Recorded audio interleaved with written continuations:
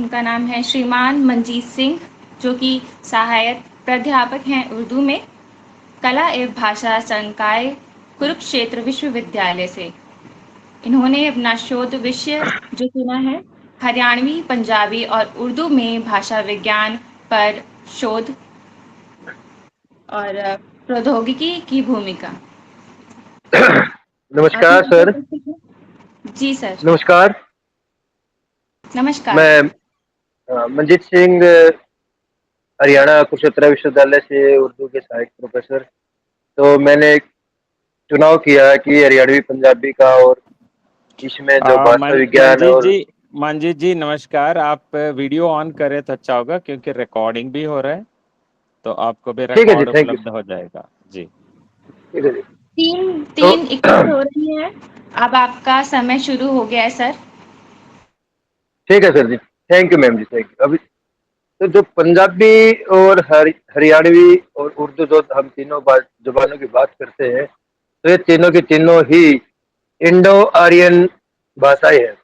और लेकिन इनके बीच खास अंतर हम कह नहीं सकते, क्योंकि तीनों की लगभग ग्रामर एक है। तीनों की मतलब जो कविताएं पद्धति है, वो लिखने का स्टाइल एक है, लेकिन इनकी लिपि अलग अलग है। जैसे कि पंजाबी की गुरुमुखी है, हरियाणा की जो लिपि की बात करते हैं तो हम, जो भारत के रहने वाले लोग हरियाणा के हैं, वो देवनागरी लिपि का प्रयोग करते हैं। लेकिन जो पाकिस्तान में हरियाणा के लोग रहते हैं, वो अपने जो फारसी लिपि है उसका प्रयोग करते हैं। और उर्दू तो फारसी की लिपि में लिखी जाती है, ये तो आप सब ने जानते हैं। और ये सारी की सारी जो भाषाएं हैं, ये सारी की सारी हिंदुस्तानी भाषाएं हैं। ये नहीं है कि मैं कि अलग से कोई दूसरे देश से आई है, या जैसे हम बोलते हैं कि ये उस देश की भाषा है या उस रिलीजन की भाषा है ना। इसका उससे कोई लेना देना नहीं है। मेरा मानना है कि जो भाषा है वो रिलीजन की नहीं है, बल्कि रीजन की भाषा है। क्योंकि पंजाब का कोई भी, चाहे हिंदू हो, चाहे सिख हो, मुस्लिम हो, कोई भी हो, वो पंजाबी बोलेगा। हरियाणा का कोई भी किसी भी रिलीजन से, कास्ट से है, तो वो हरियाणवी बोलेगा आपको। और केरला का या तमिल या तेलुगु, जो भी दक्षिण भारत की भाषा है, वो बोलेगा। लेकिन हमने इसको एक अलग अलग अलग रूप दे दिया इन तीनों को, जो कि मेरा मानना है ये गलत है। और ये तीनों की तीनों भाषाएं यहाँ पैदा हुई है, और इंडिया की ही भाषाएं हैं, और भारत की ही भाषा है। इनमें से जब 7वीं से लेकर 10वीं शताब्दी जब शुरुआत हुई थी, ईस्वी की शुरुआत हुई थी, तब जाके तीनों की तीनों भाषाएं पूर्ण रूप से विकसित हुई है। मुख्य रूप से पूर्वी पंजाब और पश्चिमी पंजाब में जो बोली जाती है, वो हम गुरुमुखी मानते हैं। और जो हरियाणा का जो पूर्वी हिस्सा, या फिर हरियाणा का जो पश्चिमी हिस्सा है, उसको हम हरियाणवी मानते हैं, जो कि लोग देवनागरी लिपि में लिखते हैं। और आज जो हरियाणवी बोली है, वो एक आज बहुत बड़े मुकाम पे है। क्योंकि महाराष्ट्र है, चाहे वो मध्य प्रदेश है, चाहे वो कोई भी हो, अदर स्टेट में भी इस बोली का मतलब शोध पत्र पढ़ने लगे हैं, और इसके ऊपर पीएचडी की थीसिस भी लिखने लगे हैं। अब जो हरियाणवी की बात करते थे, अब वो बात नहीं रही। अब ये मतलब एक उपरोक्त श्रेय में चली गई है। लेकिन जैसे पंजाबी की बात करें, तो पंजाबी में भंगड़ा पाना है, गिद्धा पाना है। इसी तरह हम हरियाणवी में भी जो लोकगीत भी हैं इनके, और लोक नृत्य भी हैं बहुत सारे जो मशहूर है। लेकिन पंजाबी में भी हम दो तरीके से इसको लिख रहे हैं। जैसे अमृतसर का है हिस्सा है, या फिर जो गुरदासपुर का हिस्सा है, वो शाहमुखी लिपि का ज्यादा प्रयोग कर रहे हैं। लेकिन जो इस साइड का पटियाला, मुक्तसर, और ये जो संगरूर ये हिस्सा है, मलेरकोटला, इस तरह का जो हिस्सा है, वो गुरमुखी में प्रयोग कर रहे हैं।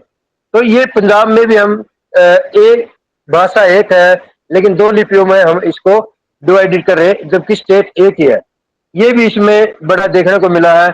और ये भी मेरा मानना है कि जो उर्दू भाषा है, वो भी हरियाणा और पंजाब में जन्मी है। इसका भी जन्म क्षेत्र ही हरियाणा है, क्योंकि यहाँ पर अल्ताफ हुसैन अली बहुत बड़े शायर हुए हैं। अच्छे हम इसको शायर लुधियानवी को लगा ले, ये भी पंजाब से थे। सादत हसन मंटो, ये भी पंजाब से थे। हरियाणवी में भी हम रामफल जख्मी है, या फिर लक्ष्मी चंद जी हैं, या पंडित मांगेराम जी, ये सारे के सारे मतलब हरियाणवी को भी लिखने वाले हैं। लेकिन हरियाणवी को भी हमने 4 हिस्सों में बांट दिया। अहिरवाटी है, फिर कौरवी है, फिर बांगर है, बागड़ है, और इसी तरह हमने पंजाबी के भी 4-5 हिस्से किए, जिसमें पुआधी पुआधी पुआधी जैसे जो हरियाणा और पंजाब का टच लगता है, फिर दुआबा जिसमें लुधियाना के आसपास का इलाका है, फिर मलवई जो अ, ये पठानकोट के साथ साथ का इलाका, और एक फिर माझी जो अमृतसर के आसपास का। इनमें भी हमने भाषाओं का चुनाव किया।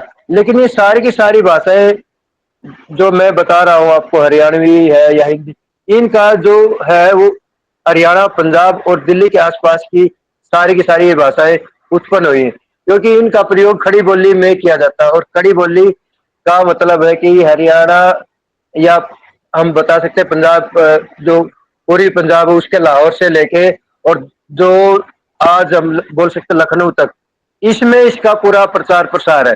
तभी हम इसको खड़ी बोली का हम इसमें नाम दे सकते हैं। ये तो था थोड़ा आपके सामने इसका भाषाओं का थोड़ा परिचय। और अब हम बताते हैं कि इसमें टेक्नोलॉजी में हम इसका क्या प्रयोग कर सकते हैं टेक्नोलॉजी में, क्योंकि आज हम जिस दौर से गुजर रहे हैं, मशीनी युग से गुजर रहे हैं, एआई का भी हमारे सामने प्रकोप है, और मेटा भी है, बहुत सारी चैट जीपीटी भी है। इस हाल में हम क्या कर सकते हैं? कुछ अनुवाद करने के लिए हमने, जैसे पहले डिक्शनरी की जरूरत पड़ती थी, शब्दकोश में शब्दों को तोड़ने के लिए जरूरत पड़ती थी कि हमने किस शब्द का कैसे इस्तेमाल करना, कहाँ इस्तेमाल करना। लेकिन जब कई बार हम किसी की कविता है, या फिर किसी का मान लो कहानी है, या फिर कुछ कुछ उसका पैरा है, जब हम गूगल ट्रांसलेशन से या फिर किसी और से उसका हम ट्रांसलेशन करते हैं, तो जो बात उसकी मूलतः भाषा में होती है, जो कवि कहता है या लेखक कहता है मूलतः भाषा में, जो उसका मतलब माँ और बेटे का जो संवाद है, जैसे मान ले हरियाणवी बोली का और हरियाणा में रहने वाले, जो हरियाणवी में लिखने वाला है और हरियाणवी में पढ़ने वाले लोग, उनमें एक माँ का और बेटे का तालमेल है, जो कि वो तालमेल हम जब दूसरी लैंग्वेज में ट्रांसलेशन कर देते हैं, और उसकी फिर जब दोबारा उस चीज को पढ़ते हैं, तो उसमें भाव भाव तो चले ही चले जाते हैं, लेकिन उसमें अर्थों में भी डिफरेंट बहुत सारा हो जाता है, जिससे हमने मतलब उसके अर्थों में तोड़ना हमने बहुत बड़ा मुश्किल हो जाता है। ये हमारे लिए बहुत चिंताजनक की बात है। लेकिन क्या करें, हम आधुनिक समाज होते हुए भी हम जो आज का जो टेक्नोलॉजी का युग है, इसमें हम बार बार इस चीज को देख रहे हैं और समझ भी रहे हैं, क्योंकि ये हमारे सामने एक बहुत बड़ी चुनौती है आज के समय में। भाषा प्रौद्योगिकी के क्षेत्र में अगर हम बात करें, तो हरियाणवी और उर्दू के कुछ हम उदाहरण दे सकते हैं। जैसे इन भाषाओं के अनुवाद के लिए सॉफ्टवेयर विकसित किया जाना चाहिए, जो कि पंजाबी और हरियाणवी के बारे में। हिंदी के तो सॉफ्टवेयर बहुत सारे बहुत दिन पहले से ही शुरू हो गए थे, लेकिन हरियाणवी का आज तक ऑनलाइन या फिर कोई भी ऐसा टूल नहीं बना है कि जिससे हम किसी दूसरी भाषा से हम हरियाणवी में ट्रांसलेशन कर सके, या हरियाणवी से किसी दूसरी भाषा में ट्रांसलेशन कर लें। उसको ट्रांसलेशन करने के लिए हमने पहले तरीका अपनाते थे कि हाथ से उसको हरियाणवी से हिंदी लिखनी पड़ेगी, और हिंदी से फिर उसको ट्रांसलेशन इंग्लिश या फिर दूसरी भाषाओं में करना पड़ेगा। एक तो ये बहुत बड़ी समस्या है पंजाबी और हरियाणवी को ट्रांसलेशन करने में। और जब उसके शब्दों को हम निकालते हैं, जैसे हरियाणवी के कोई कुछ शब्द है, तो उनको हम जब उसमें देखते हैं, ट्रांसलेशन करते हैं, तो उनका शब्द कुछ और ही आ जाता है। तो ये भी हमारे सामने बहुत बड़ी समस्या है। इनका सॉफ्टवेयर किस तरह विकसित हो, हमने इस बारे में भी हम चर्चा कर लेनी चाहिए।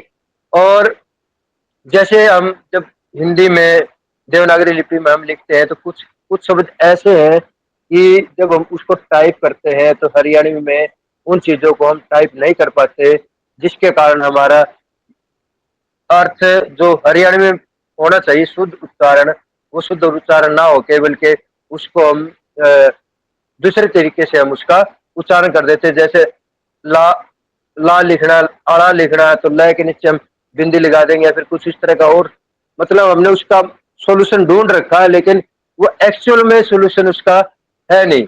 तो हमने इससे, और ये मेरा मानना ये है कि जो कोई भी भाषा है, उस भाषा में तो आज के समय में इसके बहुत सारे आयाम हैं। ये नहीं कह सकते कि हम भाई केवल पुस्तकों तक ही सीमित है।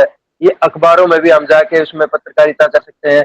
अगर हमने अखबार एक जगह से दूसरी जगह दूसरी भाषा, और इसके लिए ये भी बहुत बड़ी इम्पोर्टेंट चीज है कि उस व्यक्ति ने, जो ट्रांसलेटर है या अनुवादक है, उसको दोनों भाषाओं का ज्ञान पूरी गहराई से होना चाहिए। ये नहीं है कि उसने दोनों चीजों के अल्फाबेट आती है और अक्षर जोड़ने आते हैं और वो कहता है कि मैं दोनों भाषाओं का शिक्षाविद हूँ ना, या भाषाविद हूँ। इस तरह का उसको उसके अंदर संशय नहीं होना चाहिए।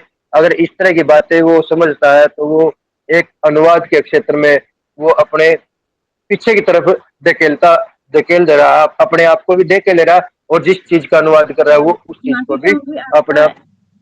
आपका लास्ट 1 मिनट बचता है सर। कौन कौन, थैंक यू मैम जी। अभी एक बस माइंड अप करने लग रहा हूँ जी। हाँ, तो ये सबसे बहुत बड़ी समस्या है, और इस चीज को मैं चाहता हूँ कि आगे किस तरह बढ़ाया जाए, और इसका विज्ञापन के क्षेत्र में भी, और भी बहुत सारे हैं आजकल। कंपनियों में भी, जापानी की कंपनी है तो वहां भी हम अनुवाद के क्षेत्र में काम कर सकते हैं।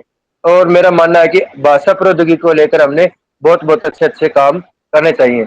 धन्यवाद जी, थैंक यू।